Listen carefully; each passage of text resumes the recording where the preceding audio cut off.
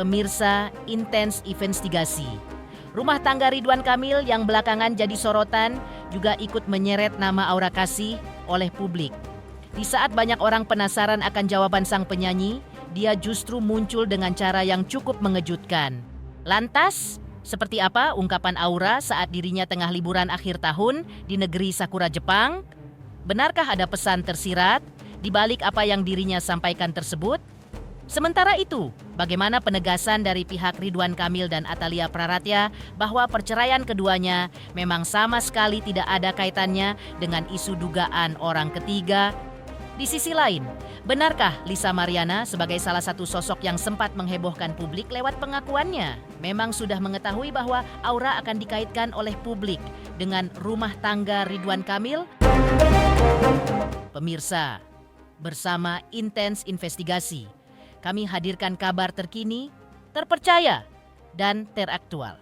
Tetapi sebelumnya, jangan lupa untuk like, subscribe, dan juga share channel YouTube ini.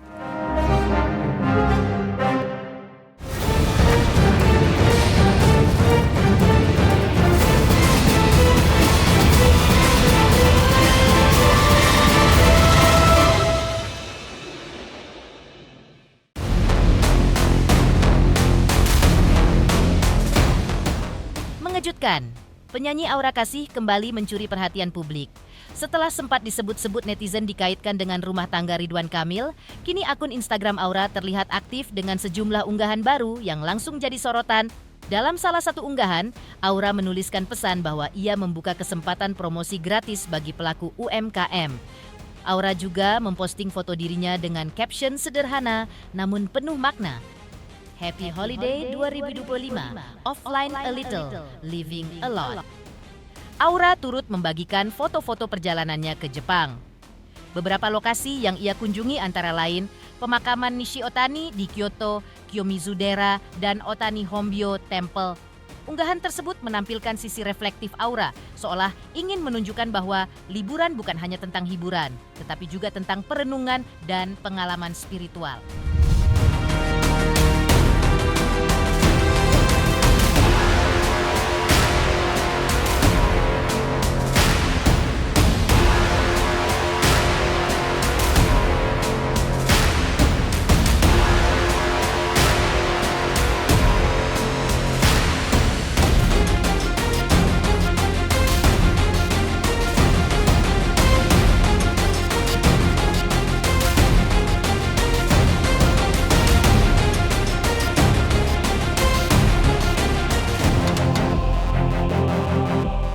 Sebelumnya, kuasa hukum Aura Kasih menegaskan bahwa pihaknya tidak mengetahui secara pasti mengenai isu yang menyebut nama kliennya dikaitkan dengan rumah tangga Ridwan Kamil.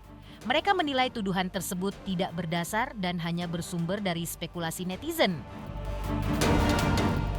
Tak berhenti pada bantahan, pihak kuasa hukum juga menyatakan sedang menyiapkan bukti untuk melaporkan sosok yang pertama kali menyebarkan isu tersebut. Langkah ini diambil sebagai bentuk perlindungan hukum terhadap Aura Kasih, sekaligus peringatan bagi pihak-pihak yang menyebarkan fitnah di ruang publik. Betulnya kita juga nggak tahu ya kalau masalah yang dengan Pak Ridwan Kamil, tapi dari Mbak Aura sendiri bilang itu nggak benar semua. Jadi kita lagi coba kumpulin semua bukti-bukti yang ada. Kalau memang nanti kayaknya semakin parah ya beritanya, saya lihat inilah itu segala macam. Mungkin kalau kita udah cukup bukti semuanya, kita juga siap-siap mau ngelaporin orang yang bikin isu yang nggak benar itu. Nggak benar itu semuanya, nggak benar itu semuanya. Belum, lagi dikumpulkan yang dari kita ya. Karena itu buktinya apa gitu kok tiba-tiba kayak, kan sekarang banyak ini ya, apa sih IT yang bisa dibikin-bikin tuh ya, AI ya gitu ya. Jadi nggak benar gitu. Masih terkait itu sih Mbak. Dan soal tadi sosial media itu kan haknya dia ya, mungkin ya dia merasa terganggu dengan komen-komen warga masyarakat yang lumayan offended lah. Jadi untuk menjaga ketenangan juga lah ya, itu hak dia kembali lagi.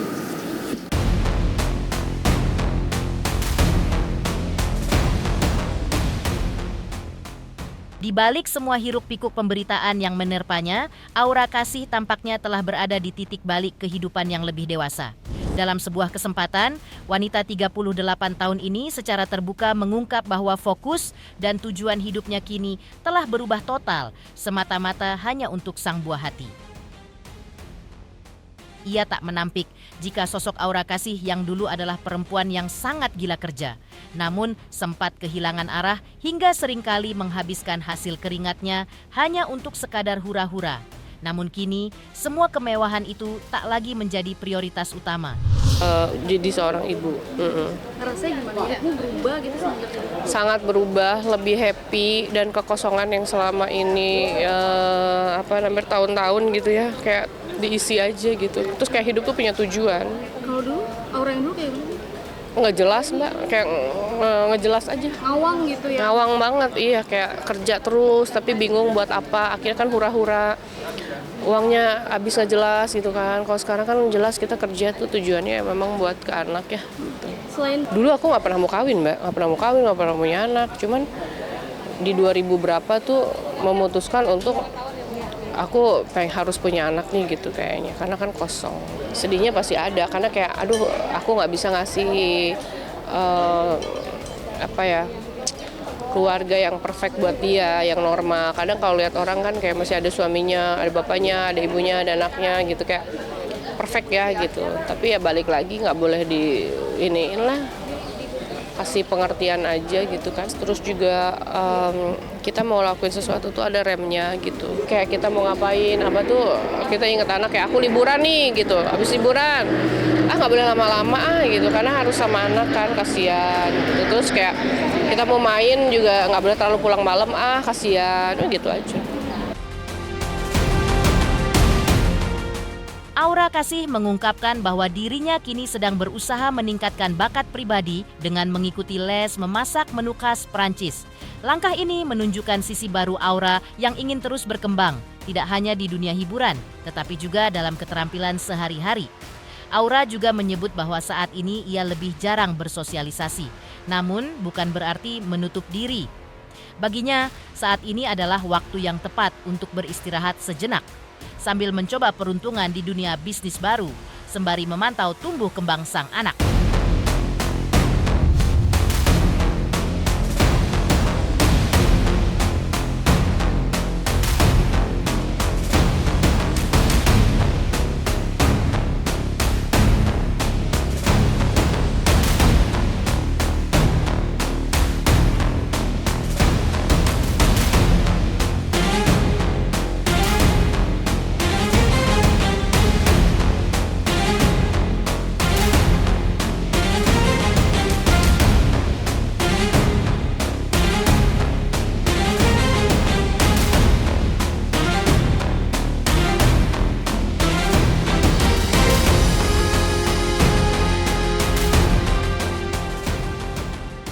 Aku lagi les masak Perancis. Sekarang udah intermediate, udah masak 30 negara. Aku unlock skill baru dong. Harus punya skill baru kan. Aku udah mulai nih ngelukis, udah bisa nih. Tapi kalau ngelukis kan sendiri. Kalau terus habis itu kayak gue harus ngapain ya gitu. Maksudnya unlock skill baru apa ya? Udah aku masak Perancis gitu. Sebenarnya ini sih semua sih belajar semua makanan semua negara sebenarnya. Aku udah tidak bersosialisasi banget, terus aku juga film kan lagi banyak nggak ambil gitu kan, lagi pengen kayak, aku dari umur berapa mbak itu, dari 2007 apa kerja terus kan gitu loh, jadi ya mungkin ini waktunya istirahat, terus coba bisnis baru, terus unlock skill baru gitu, upgrade diri lah. Sementara itu, bagaimana penegasan dari pihak Ridwan Kamil dan Atalia Praratya bahwa perceraian keduanya memang sama sekali tidak ada kaitannya dengan isu dugaan orang ketiga.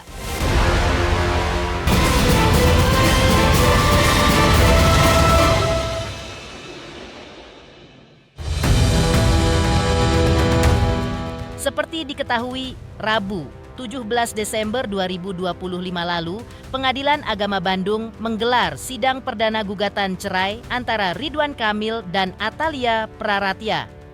Agenda utama sidang tersebut adalah pemeriksaan dokumen. Menariknya, baik Ridwan Kamil maupun Atalia tidak hadir secara langsung, melainkan hanya diwakili oleh kuasa hukum masing-masing. Di tengah proses persidangan, pihak Ridwan Kamil akhirnya memberikan pernyataan resmi. Melalui kuasa hukumnya, Wenda Aluwi, Ridwan Kamil menjelaskan mengenai jalannya sidang perdana tersebut. Ia menegaskan bahwa dalam gugatan cerai Atalia terhadap kliennya, tidak ada nama pihak lain yang disebut atau dilibatkan. Wenda pun menekankan bahwa perkara tersebut murni menyangkut hubungan rumah tangga Ridwan Kamil dan Atalia, tanpa adanya keterlibatan orang ketiga, sebagaimana sempat ramai dibicarakan di lini masa. Sidang pertama biasa kita periksa kelengkapan dokumen, kuasa-kuasanya juga dicek apakah benar ini advokat atau bukan, berasal dari organisasi mana, dilihat berita acara sumpah seperti biasanya. Lalu setelah sidang ya tentu kita diarahkan ke ruang mediasi, bertemu dengan Pak Mediator gitu ya. Nah di kesempatan itu kita berkenalan dulu lah sesama kuasa, lalu juga berkenalan dengan mediator kita, dan kita akan set up the date untuk kapan akan melaksanakan mediasi. Itu saja. Gimana kalau ya?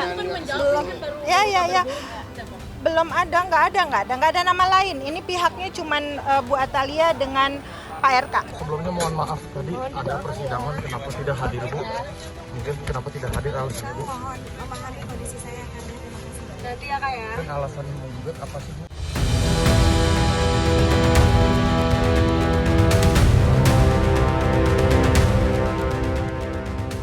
Ketika ditanya mengenai alasan kliennya menggugat cerai Ridwan Kamil di Pengadilan Agama Bandung, kuasa hukum Atalia memilih untuk tidak membeberkan detail secara terbuka.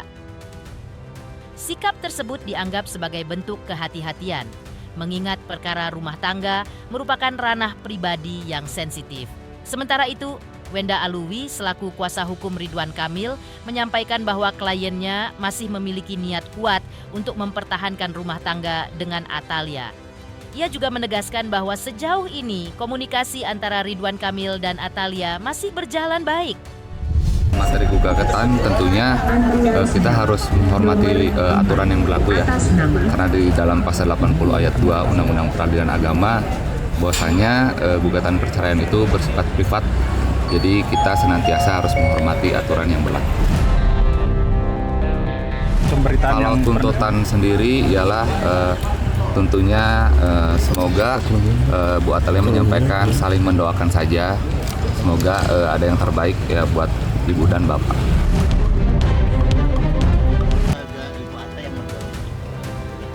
Aduh, saya belum tahu, nggak ngobrol sampai ke sana. Belum.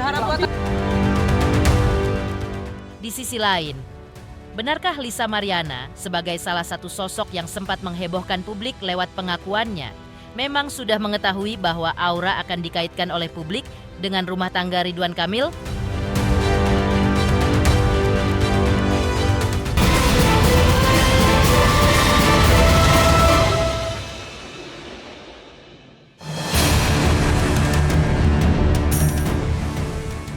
Geger, jawaban Lisa Mariana usai nama Aura Kasih belakangan ini dicocok-logikan oleh netizen dengan rumah tangga Ridwan Kamil. Dalam pernyataannya, ia bahkan belak-belakan menyinggung bahwa diduga masih ada sosok perempuan lain yang disebut-sebut netizen, seperti Lisa-Lisa lainnya. Ungkapan tersebut pun bak menambah dimensi baru dalam isu yang tengah ramai diperbincangkan. Ya dibilang panutan siapa sih yang nggak kenal sama Aura Kasih itu kan, ya cantik ya kan, bodinya bagus gitu kan, ya gitu sih Mas. Sebenarnya udah tahu aja gitu. Sebelumnya sih aku udah tahu, nggak memantau karena kan memang kan dulu kan bapak sama aku kan emang ya ada hubungan gitu kan. Gini loh Mas, maksudnya kayak capek gitu kan adanya perceraian ini, Bu Cinta dan bapak, aku yang disalahkan. Padahal kan bukan aku aja gitu, masih banyak ya bisa aku sebut ya, aku bilang ya Lisa-Lisa yang lain gitu kan. Pemirsa Intens Investigasi, jangan lupa saksikan terus Intens Investigasi. Dan pastikan jangan lupa untuk like, subscribe, share, dan juga komen. Tim redaksi Intens Investigasi juga mengucapkan banyak terima kasih kepada semua subscribers. Hingga channel Intens Investigasi kini menuju 4 juta subscribers.